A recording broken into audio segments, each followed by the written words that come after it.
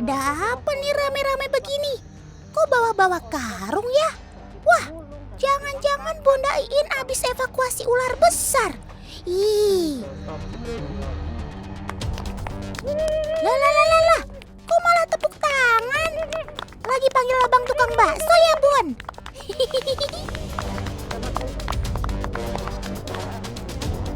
Walah, ternyata karung tadi isinya bukan ular, tapi ayam. Tapi, Bunda mau mancing apa ya? Kok umpannya pakai ayam? Wah, dapat nih, Tan. Nih, Tan, dapat. Dapat ikan, Bun? Oh, bukan, Tan. Bunda lagi kasih makan bulus nih. Bulusnya banyak banget nih, Tan. Besar banget, Tan. Lihat, Tan. Banyak banget nih, Tan. Satu, dua, tiga, empat. Wadaw, banyak banget. Ternyata tepuk tangan tadi adalah cara untuk memancing bulus keluar dari persembunyian nih, teman. Sekali dipancing makanan, semua langsung nyamber. Tan. Ternyata gigitan sama tarikannya tenaganya bulus itu kuat sekali nih, Tan. Wah, tangan Bunda Iin sampai bergetar megangin talinya.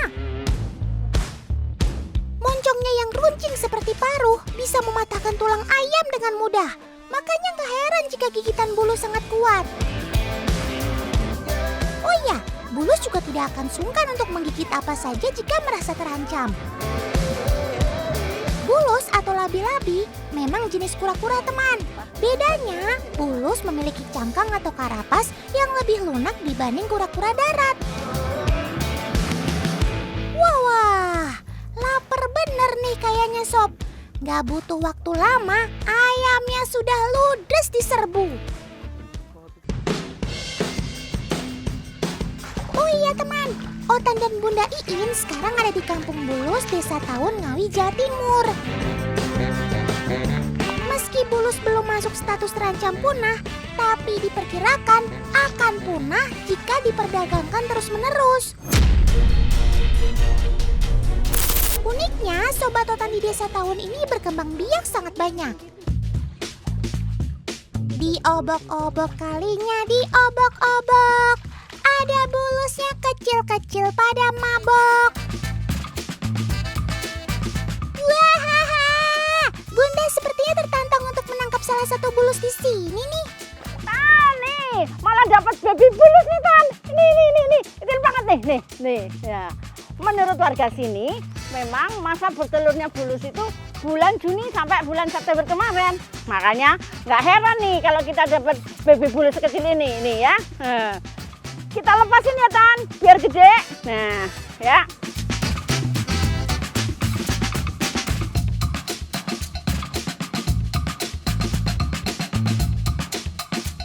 Tan, aja tuh, Tan. Tan. Coba, udah tangkap ya. Itu tuh. Waduh, lumayan juga nih dapat bulus remaja. Hati-hati, Bun, jangan sampai tergigit.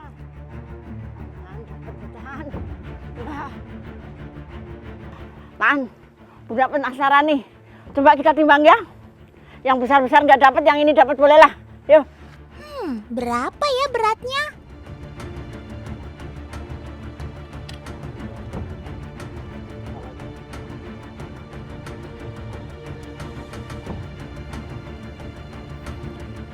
Tan, beratnya hampir 3 kilo.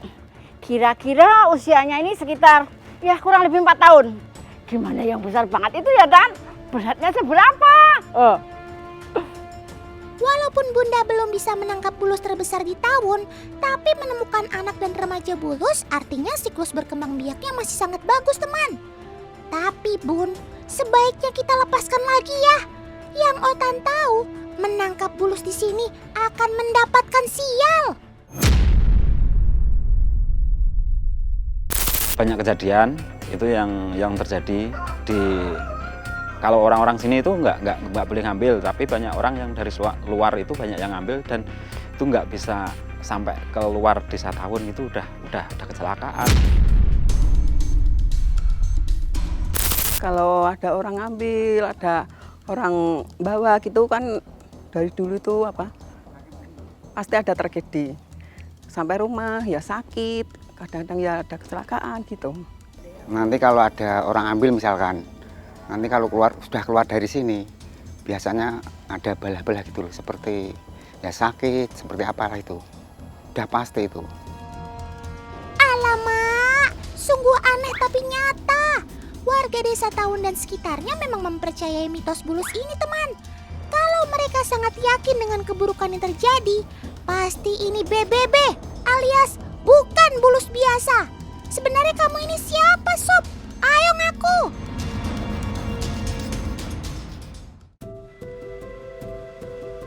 Ah, percuma Otan tanya si bulus. Mereka diam-diam aja tuh. Mending Otan tanya sekretaris desa di sini ya. Pak, sebenarnya ada cerita apa di balik munculnya bulus di desa Tawun?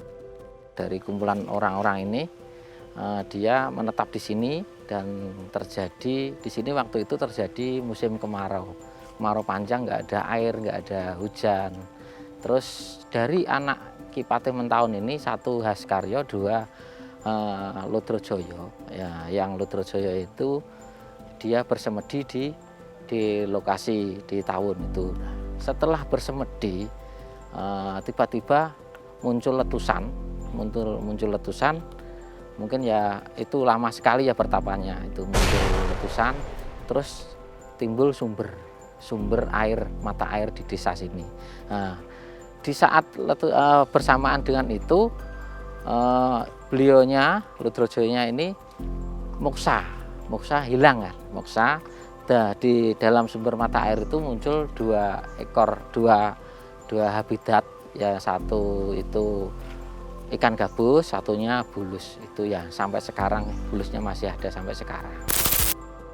Walah, ternyata itu dia, teman. Kisah legenda di balik hidupnya ribuan ekor bulus di sepanjang sungai desa Tawun. Wah, mencurigakan maksudnya. Si ibu mau ngapain ya? Loh, ibu! Jangan buang sampah sembarangan dong.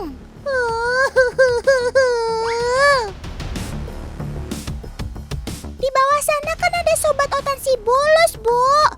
Waduh, padahal bulus hewan yang bisa hidup sampai puluhan tahun. Tapi yang begini nih bisa bikin mereka lebih cepat punah.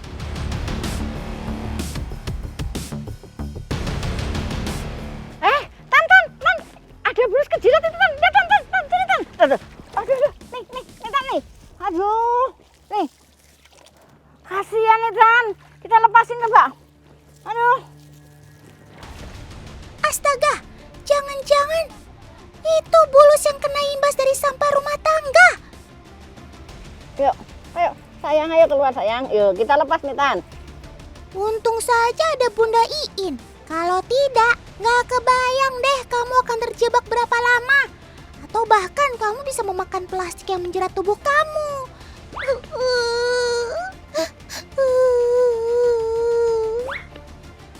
Tan, kalau begitu, Bunda mau bersih-bersih sungai sama teman-teman warga sini. Ya, Tan, kita panggil teman-temannya. Nah, ide bagus. Let's go.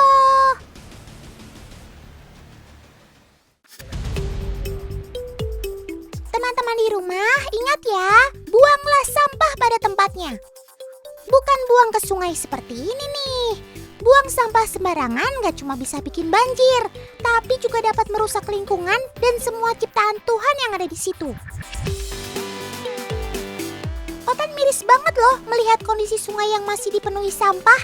Ada atau tidaknya hewan di sini, buang sampah sembarangan haram hukumnya.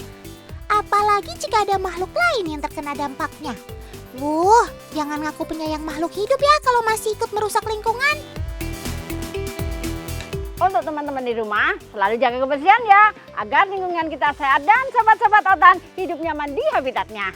Oke. Teman-teman di rumah, yuk mulai langkah kecil dengan tidak membuang sampah sembarangan untuk alam yang lebih asri.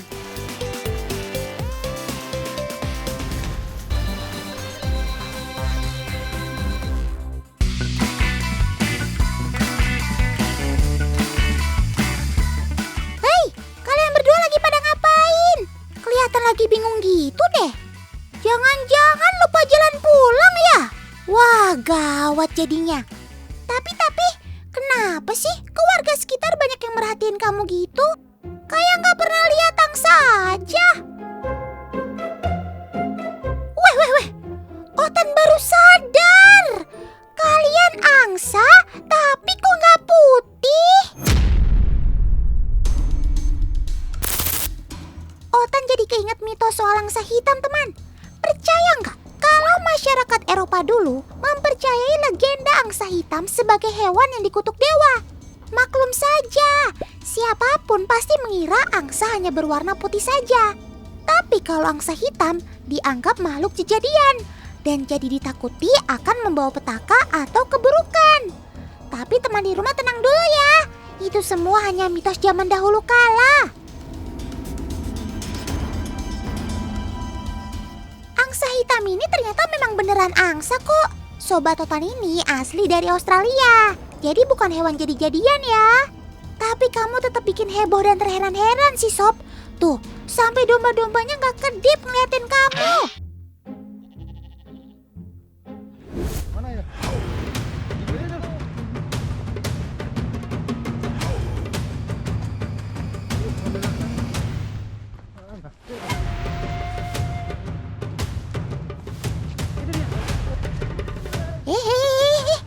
Ada apa sih nih? Kok dikejar-kejar angsanya? Jangan-jangan paman mau menculik angsanya buat jadi sajen ya? Tidak!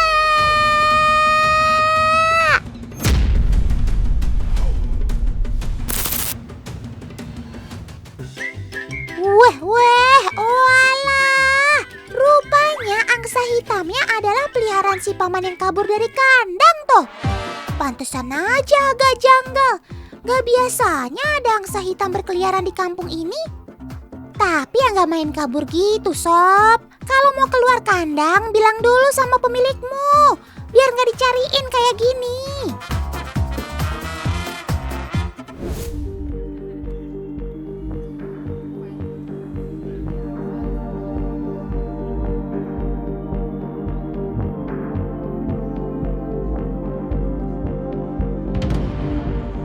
Angsa hitam atau black swan menjadi istilah yang digunakan masyarakat Eropa untuk menjelaskan kalau terjadi fenomena yang hanya benar-benar langka, teman. Sejatinya, angsa putih banyak menjadi inspirasi karena sifatnya yang melambangkan kesetiaan, cinta kasih, dan keanggunan. Makanya, kisahnya sampai menjadi inspirasi tarian balet yang terkenal di seluruh dunia, yakni Swan Lake alias Danau Angsa. Tuh, kakaknya aja bisa menari seanggun itu. Pasti karena terinspirasi kamu kan? Tapi Otan sampai terpesona banget deh lihat kakaknya menari dengan luas di atas sepatu roda gitu. Beneran keren maksimal.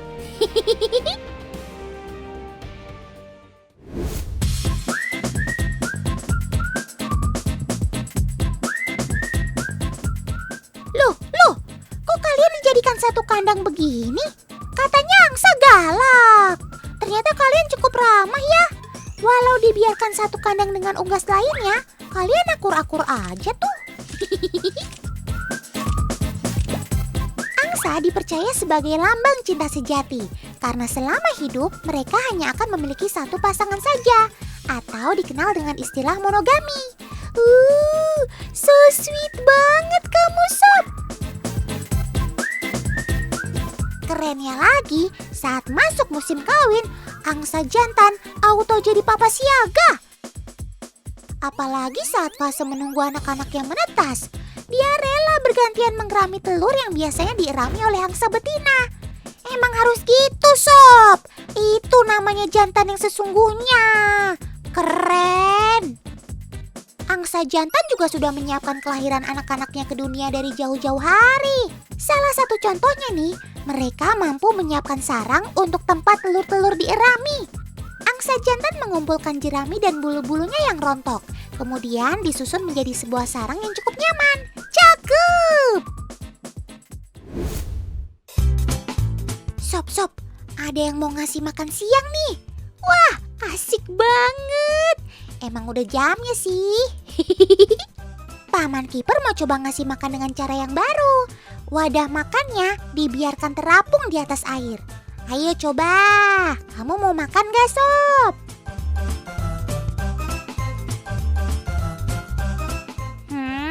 Kok malah dicuekin?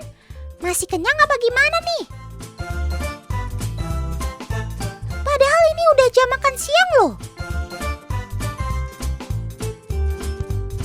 Lah, tapi ini malah makan roti.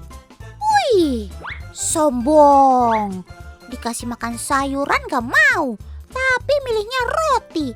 Emang dasar lidah bule kali ya, beda.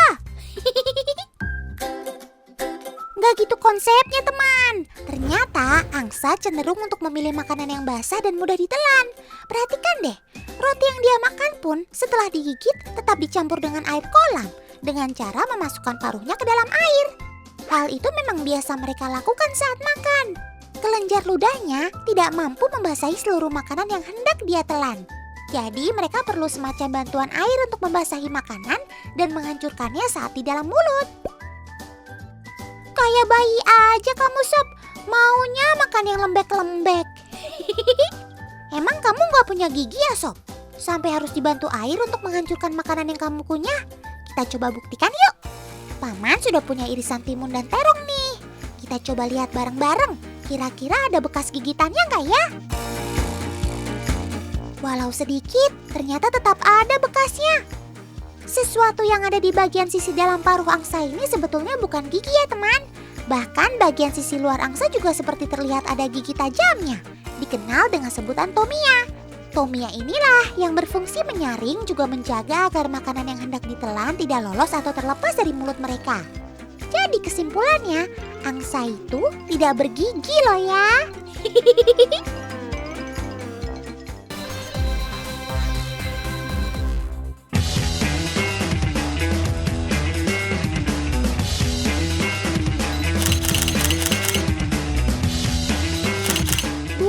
Kak Bella, nggak salah tuh ngajak sobat Otan photoshoot kayak gitu. Ngeri banget lihatnya. Nanti digigit loh. Dia kan punya taring yang cukup tajam. Lumayan sakit kalau terkena gigitannya. Sepertinya Kak Bella sudah kenal baik dengan tarantula peliharaannya. Hewan eksotis ini cukup digemari untuk dijadikan peliharaan. Bahkan sering dijadikan objek foto yang unik dan menarik. Lihat aja tuh, Kak Bella dan si tarantula udah klop banget. Saling melengkapi gitu. Otan jadi ngiri deh. Pengen ikutan foto juga. Faktanya, tidak semua jenis tarantula itu berbahaya bagi manusia, teman. Salah satunya yang Kak Bella jadikan teman berfoto ini, Lasiodora parahibana, termasuk jenis tarantula terbesar nomor 3 di dunia. Panjang dia saat ini mencapai 20 cm lebih loh. Masih bisa bertambah lagi. Dia bukan asli Indonesia, tapi berasal dari negara Brazil, teman. Walau ukurannya yang terbilang jumbo, tapi dia termasuk jenis hewan low venom atau berbisa rendah, yang artinya tidak cukup berbahaya bagi manusia saat terkena gigitannya. Lagian, manusia kan bukan makanannya dia, jadi sangat kecil kemungkinan si tarantula bisa menyakiti manusia, apalagi kalau diperlakukan seperti ini. Nah, jadi sekarang Kak Raka sama Kak Adrian nih mau coba menggiring tarantula jantan masuk ke tempatnya tarantula betina. Ya, gitu Mas ya. betul. Kita mau satuin ya. Nih lihat. Ini cara Kak Ardian untuk mengembangbiakan tarantula. Ternyata nggak semudah yang dipikirkan. Perlu proses pengenalan dulu antara keduanya. Nah kan, sudah di satu tempat malah diem-dieman. Sepertinya sih mereka sedang dalam proses saling mengenal dengan menarik perhatian satu sama lain. Loh, kok malah berantem? Jangan berantem. Sesama tarantula kok saling serang gitu sih? Ya ampun, tarantula betina berhasil membuat si jantan tidak berdaya. Ternyata ini sesuatu yang normal, teman. Resiko dari proses beternak ini adalah kematian, terutama bagi si tarantula jantan. Seketika dia menjadi santapan si tarantula betina. Otan lupa, si pemilik kaki 8 ini kan termasuk hewan kanibal. Pantes aja.